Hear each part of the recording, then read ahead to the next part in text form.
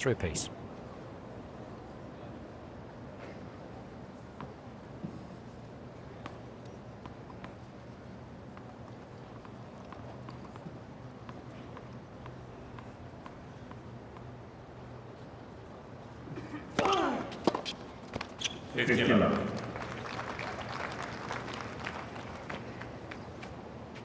When Ferrer's playing some of his best tennis, it's because that serve, the underrated serve, becomes pretty effective.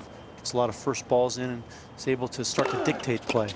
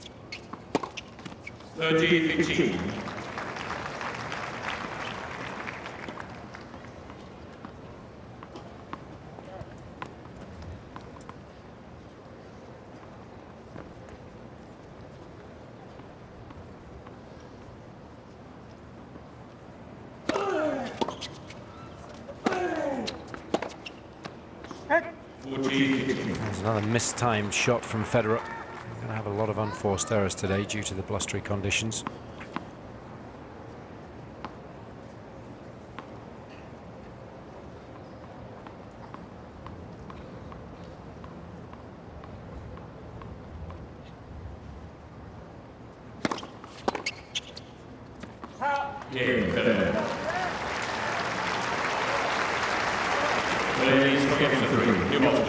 February of 2008. Have we seen the best of David Ferrer then? Unfortunately, I think we have. Yeah, that's a brutal question. Just 27 years of age, but you know, when you're feisty and you're short and you have to work so hard to come out and do it day in and day out, and then the physical injuries that you have to deal with as well, the knickknacks, so hard for him to recover and find the form that we saw about when he was able to get that ranking up to number 4. Is that what he's suffering from at the moment? A troubled knickknack?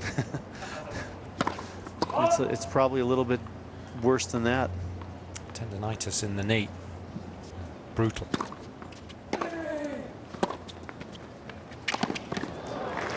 Particularly when your game is based on your wheels.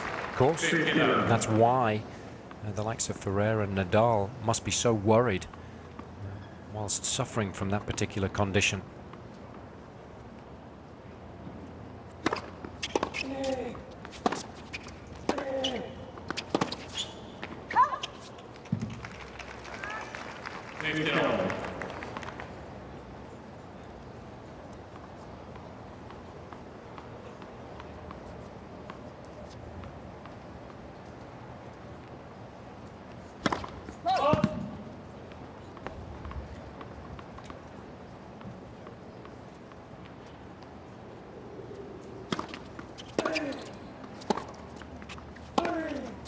Oh, that's a lovely shot. Got an opportunity here.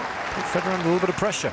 He's got to make the most of it. I mean, he's put himself in good position. The backhand has been very good so far, particularly up the line.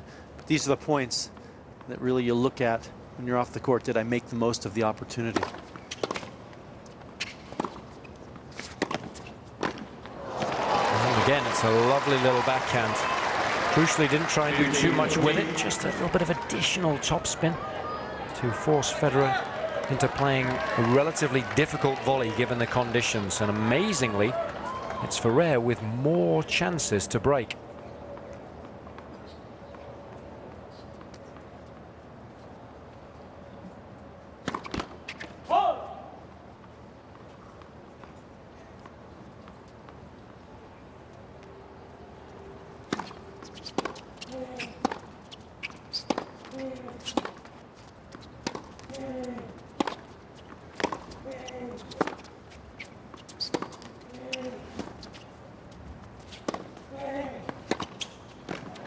He's made it. Wasn't a bad approach shot. Got it pretty close to both lines. Tested Federer. I like the fact he came in, and Federer hits about as good a pass as you can hit. Didn't have a whole lot of space, just barely caught it. So some courage there from Ferrer. Still break point though.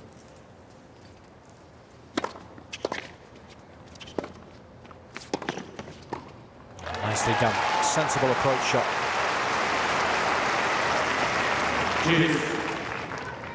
It's very difficult to pass very well in the wind.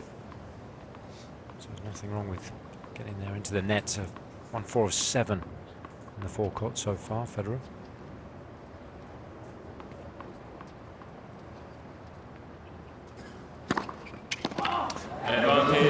But I think that's the more critical thing. It wasn't so much that he came in, but on a couple of the break points, the last one and this one, deuce, first serves, gave him the opportunity to come forward and take control.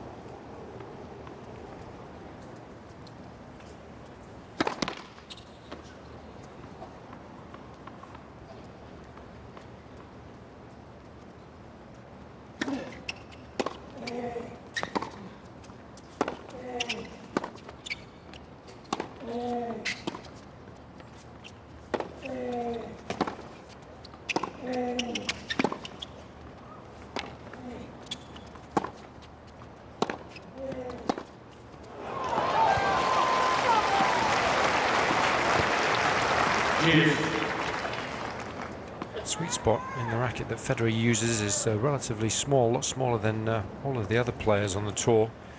So when it is blustery, it will be slightly harder for Federer to time the ball than it will the likes of Ferrer. 12 unforced errors already for the world number one.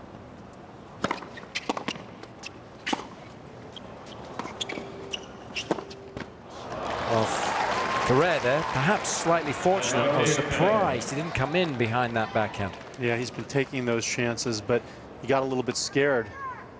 And then he got a little bit lucky that Federer gave him a free one. Another chance to break.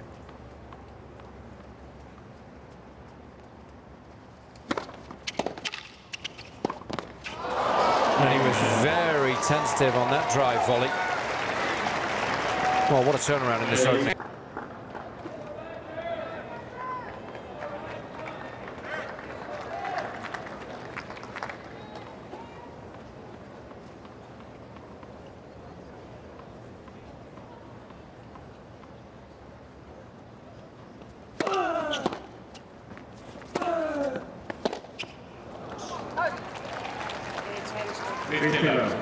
The shankage factor has been extremely high in this opening set. Ferrer's taking full advantage of it so far. He's won 5 of the last 6 games.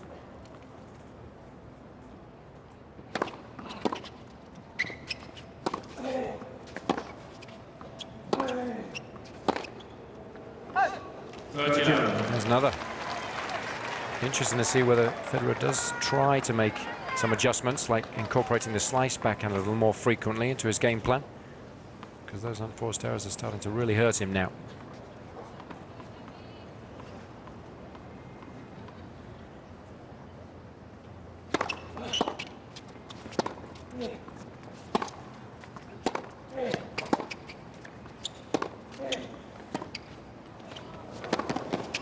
Oh, it's brilliant.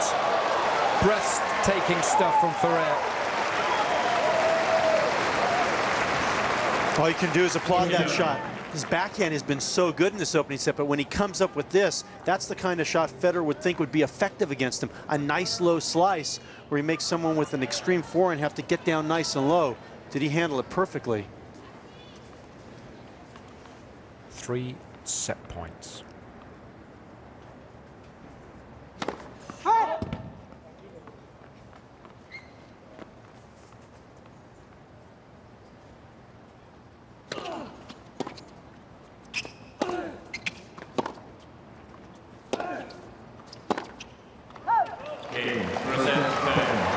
We have to give the Spaniard an awful